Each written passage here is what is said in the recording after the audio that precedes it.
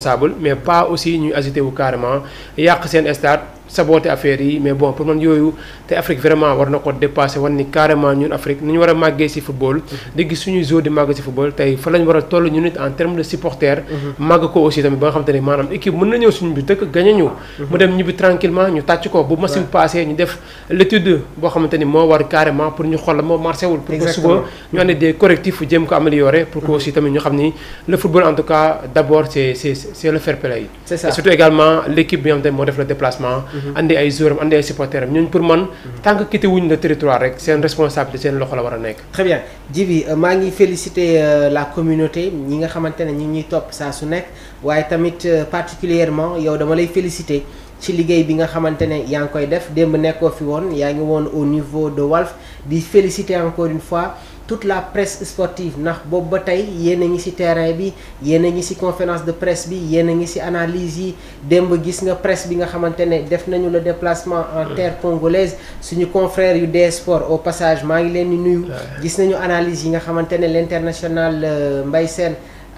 def na ko donc waa DS Sport tamit donc ñoom Absa ñoom Souleymane Diagne ñoom Ñaaña Diouf ñoom Serigne Mbaye Diop maa ngi leen di ziar bu baax a baax a baax ils ont fait la presse a fait un travail vraiment exceptionnel donc day baax tamit ñu taxaw foofu tuuti indi ci ay réactions sur les incidents ñi nga xamante ne ñoom ñoo fa teewoon def nañu ay réactions def nañu ay vidéos démb Abdourahmane mi ngi nekk en direct mais par moment da nga koy sentir ne que mi ngi dem di jëlaat ay yeneen information suñu consoeurs yi nga xamante ne def nañu ay réactions le 12e Gaïndé c'est des actes yoo xamante ne bëgguñu ko woon gis léegi nag ce qu'il faut savoir mooy RDC à chaque fois suy jouer ay match à enjeu il y a des débordements dans le stade ñoom nag war nañu xam ne que football dafa am fenn foo xamante ne daf ko dépassé yaa ngi ko doon wax Sénégal am na benn période boo xamante ne traversé woon na ko contre la Côte d'Ivoire ñu joué ko amuñu si lu ñu neex les supporters vraiment ont montré une attitude négative il y a eu cette suspension léegi nag loolu war na nekk leçon boo xamante ne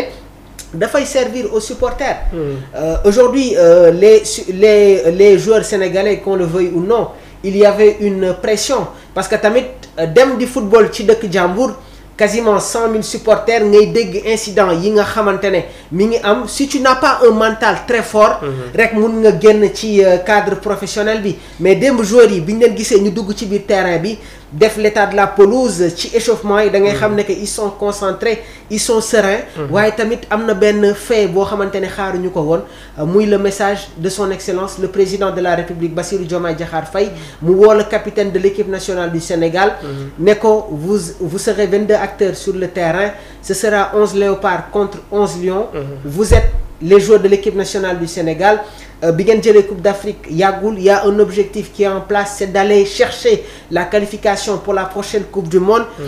ki nga xamante ne moom mooy Kalidou Koulibaly moom tamit yëkkati ay kaddu indi un message boo xamante ne indiwaat na li nga xamante ne moom mooy ce réconfort là gën ñu mayaat confiance donc loolu tamit bokk na sur les clés décisives yi nga xamante ne permettre na aux joueurs sénégalais d'aborder ce match là dans la sérénité nan ngay jàngatee tamit ce message bi nga xamante ne suñu njiitum réew yëkkati na ko waxal askan wi yëpp waaye tamit wax ak le capitaine de l'équipe nationale du Sénégal. waaw d'abord loolu c'est une bonne chose de la part donc de son excellence Bassirou Diomaye Diakhar Faye le fait que mu bàyyi ba quelques heures avant le coup d'envoi de ce grand rendez-vous mu woo les joueurs wax avec le président de la fédération sénégalaise de football Abdoulaye Fall parler aussi avec les sélectionneurs parler aussi avec le capitaine de l'équipe pour man c'est une motivation supplémentaire déjà motivation mi ngi fa woon mais déjà quelques heures avant rek ñu ne président de la République mooy woote malgré yéen a ngi Kinshasa joueurs yi war a toog ñu war ko def haut-parleur ñu koy déglu donc pour man loolu pour man bu fekkoon nga nekk 100 da ngay dem ba 1000 déjà da ngay gën a motivé wu parce que day xam ni il a parlé au nom du peuple sénégalais donc loolu rek à défaut également mu déplacé wu dem Kinshasa peut-être ça montre que ni mënoon na dem envie bi la leen wan bëggoon naa ñëw mais certainement am na lu ma empêché mais lii dama koy def pour yéen def ko pour le peuple sénégalais donc il a bien fait mu motiver les lions et que aussi ça a payé gis nañ lions yi nu ñu def malgré toute la pression du stade devant derrière les stades. ci biir terrain bi. soo amul pression bu ñu amoon mental bi ça vraiment chapeau à toute l'équipe quoi. chapeau aux dirigeants vraiment ils ont bien fait aussi quoi vraiment si match bi war nañ ni ay guerriers lañ quoi te ay moo lion bu ñu leen di wooyee il le mérite aussi. il le mérite avant match bi indi woon nga sa composition probable. man tamit indi woon naa sama composition probable. Djibi génne woon nga Iliman Ndiaye ci biir équipe mais je pense que Iliman démb quasiment il fait partie des meilleurs joueurs de la rencontre. Man j'avais fait cette proposition en attaque dama ne woon day indi Iliman Nicolas ak Sadio Mané. Milieu de terrain bi j'avais fait une proposition ne Pape Alassane Gueye Pape Matar Sarr ak Idrissa Gana Gueye. La défense il y a pas de changement donc ci 11 bi nga xamante ne moom laa proposé woon Pape Thiaw benn changement si la si opéré. Doudou Mendy dans les buts au niveau de la charnière avec la blessure de Moussa Niakhaté Abdoulaye Seck effectivement il y a pas eu de surprise moom ak Kalidou Koulibaly Crépin Diatta El Hadji Malick Diouf dans l'entrejeu ñi ngi doon xaare ni Pape Alassane Gueye comme sentinelle Pape Thiaw qui reprend le même dispositif face à l'Angleterre jël Idrissa Gana Gueye bàyyi ko ci rôle sentinelle bi bàyyi Pape Alassane Gueye ci li nga xamante ne moom mooy sa poste de relayeur indiwaat Lamine Camara le trio d'attaque Sadio Mané Iliman Ndiaye Nicolas Jackson c'était la meilleure composition de départ face à cette équipe de la RDC. Parce que booy xool Sénégalais yi ba ñu annoncé donc cette composition bon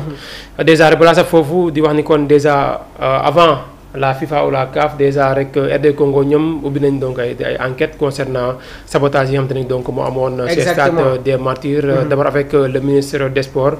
Didier Boudoumbi déjà rek annoncé que ni y a plusieurs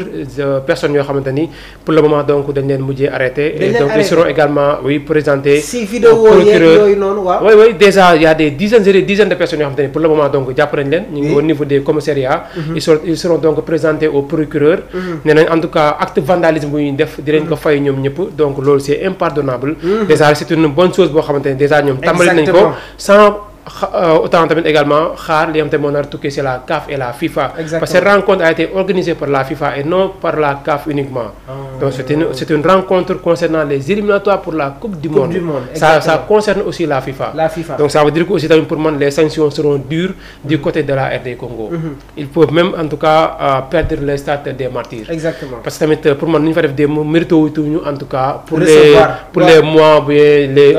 2 ans à venir di fa jouer foofu parce que tamit après psychose lay créer si yeneen si public yi fa war a dem aussi. Donc pour man le mieux mooy ñu jëm leen déplacer génne leen carrément si seen territoire yóbbu leen beneen pays ñu fay recevoir et après les supporters dinañ xam carrément la mooy recevoir mas ak nan nga war a accueillir say gan. Donc déjà mu nekkoon benn chapitre concernant donc c'est. Merci Djibi, c'était très important. Ouais, donc pour revenir aussi si par rapport ak la composition pour man seule surprise bi si la plupart des Sénégalais moo nekkoon l'absence de Pape Matar Sarr. yoo xamante ni il restait en tout cas la meilleure personne en tout cas le meilleur joueur des Lions actuels. moom moo ko nekk la Pape Matar surtout après également son but contre le Soudan mais après Pape et son staff en tout cas mujjee nañoo jël donc Pape Matar Sarr teg ko ci banc bi démarré par Lamine Camara donc à sa place.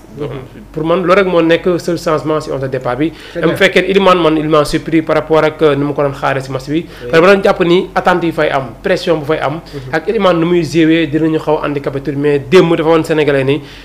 à la fin du match sax moo nekk meilleur homme donc de cette rencontre. Iliman Ndiaye moo nekkoon homme du match. donc ça veut dire que ni démb moo gën a créer psychose ba pare aussi tamit surtout la presse congolaise tey boo doon xool ñi ñuy wax dëgg Iliman Ndiaye la ñu wax ñoom ñëpp. ñoom jàpp nañu Iliman Ndiaye moo martyrisé seen défense bi aussi. Exactement. donc déjà ça veut dire que ni Iliman Ndiaye il a apporté beaucoup de choses démb si li nga xamante moo nekk le match sur l'aspect offensif oui très remuant à gauche comme à droite également. dépassement de fonction da nga koy gis ci aile bi des fois nga gis ko ci digg bi. ses prises de décision loolu day wane.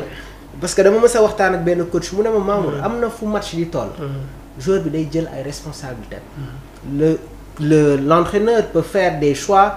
mun na la jox ay orientation waaye nag am na fu match di toll yow en tant que professionnel tu prends tes responsabilités. loolu la Iliman def démb. vraiment sur ses actions sérénité bi nga xamante ne mi ngi ko doon dégager sànq rek ñëwoon nañu sur la compo probable ji foofu tamit man bi nga nekk dañuy génne Elimane j'avais pas trop compris parce que comme que amuñu effectivement Ismaïla Sarr amuñu Assane Diao Elimane su nekkee si biir équipe bi il est titulaire et li koy firndeel mooy saison bi nga xamante ne mi ngi koy def ak Everton ses prestations en équipe nationale du Sénégal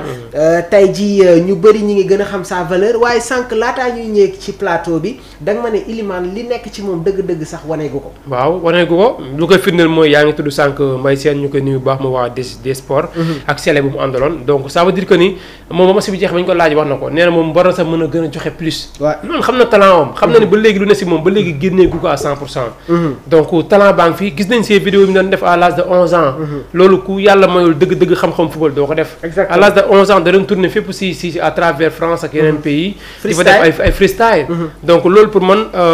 lu am solo la aussi tam si qualité yi Elimane am tey pour man fii si kanam les 2 ans 3 ans yi nar ñëw pour man Elimane nar na nekk koo xamante ni moo nar a porter l'équipe nationale donc du Sénégal te pour man mérité na ko te pour le moment en tout cas mi ngi koy prouver à travers son club Everton mais surtout également à travers l'équipe nationale du Sénégal pour man démb match bu mu réussir amatul beneen match boo xamante ni léegi dama koy tiital Elimane Ndiaye. L'Inter de Milan avait fait une proposition maa ngi koy wax de 47 millions d'euros plus ay yeneen bonus sax coach Ali Barki démb bi ma defee ak moom émission mu ne ma Mamour Inter de Milan du club bu Elimane Ndiaye Elimane Ndiaye dinañ dem ba ci kanam dina dem football sax ci Manchester City. day wane ne que c'est un joueur très talentueux déjà soo xoolee trajectoire am Sheffield United en Championship jóge fa ñëw ci club de cœur muy Olympique de Marseille passage un peu compliqué mu ñëwaat ci Everton il y avait la concurrence ñëwaat retrouver waat cette confiance là année bi gis nga début de saison bi bi nga xamante ne mi ngi koy def en Premier League et démb cette prestation avec l'équipe nationale du Sénégal a été exceptionnelle on va venir sur les individualités dinañu ñëw sur les notes